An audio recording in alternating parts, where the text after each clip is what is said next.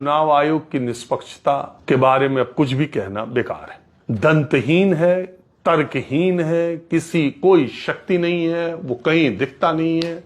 वो उसकी भूमिका केवल चुनाव की मीटिंग करने की और पैरामिलिट्री फोर्सेस भेजने की, अधिकारियों को ट्रांसफर, यही सब रह गया। मैं ये क्यों कह रहा हूं? मैं ये इसलिए कह रहा हूं कि इलेक्शन अनाउंस आप कर रहे हो, उससे कुछ दिन पहले एक गवर्नमेंट एक स्कीम लेके आती है कि 10,000 रुपए महिलाओं के खाते में 1,10,00,000 महिलाओं के खाते में 10,000 रुपए दिए जाएंगे। वो एक बार में 21 लाख लोगों के अकाउंट में ट्रांसफर करती है और उसके बाद चुनाव घोषित हो जाता है।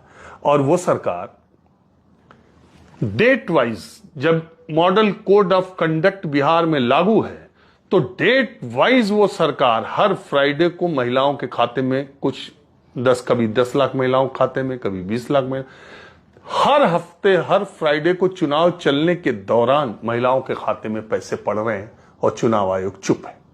वो चुनाव आयोग देख रहा है। चुनाव आयोग ये नहीं, क्या कहते हैं, पॉलिटिकल पार्टीज को लेवल प्लेइंग फील्ड मुहैया कराने का काम इलेक्शन कमीशन का।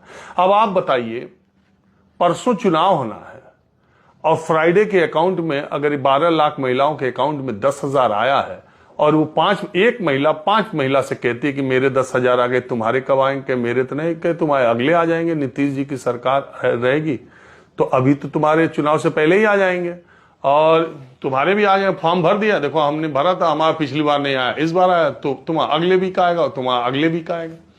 तो 1,10,00,000 के अकाउंट में आप पैसे डाल रहे हो और उसको एक महिला 4 महिला से कम कह रही है, तो 4 करोड़ तक जा रहा है ना बात। 3 करोड़ तक बात जा रही है ना कि पैसा आने वाला है, मेरा आ गया, तुम्हारा आएगा या अब आने वाला है। और इलेक्शन कमीशन मूक दर्शक बन करके यहां अशोक रोड पर बैठ करके तमाशा देख रहा है। पैसे ट्रांसफर होते जा रहे हैं। ऐतराज इस बात पर भी नहीं है। ऐतराज इस बात पर है कि इससे पहले की गैर बीजेपी सरकारों की ऐसी योजनाओं को चुनाव आचार संहिता लागू होने के बाद इलेक्शन कमीशन ने रोका भी है, तो फिर इस बार क्यों नहीं रोका? यह भूमिका उसकी क्या है? अगर आप हरियाणा और महाराष्ट्र के चुनाव की बात करते हैं, मैं राहुल गांधी जो वोट चोरी की बात करते हैं, उनके तर्क, उनकी टीम, उनकी बातों, उस पर मैं नहीं जाता हूं, चुनाव आयोग को जवाब देना चाहिए। लेकिन मैं आपको दूसरी बात कह रहा हूं, अगर 15 सालों से हरियाणा और महाराष्ट्र के चुनाव एक साथ घोषित हो रहे थे, तो इस बार पिछली बार क्यों नहीं एक साथ घोषित हुए?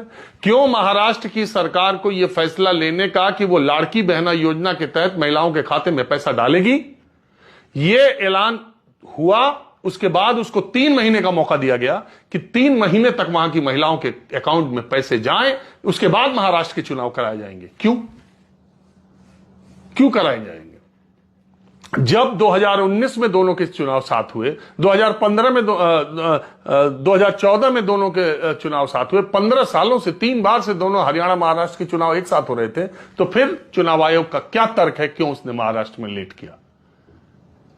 तर्क तो अगर सामने देखो तो यह दिखाई देता है कि उसने 4 जून को हारे थे इलेक्शन, लोकसभा का चुनाव। 28 जून मुझे जहां तक याद आता है शिंदे सरकार ने फैसला लिया और उसके बाद तुरंत 3-4 महीने गया अकाउंट में महिलाओं के अकाउंट में पैसे डालो, चुनाव जीतो।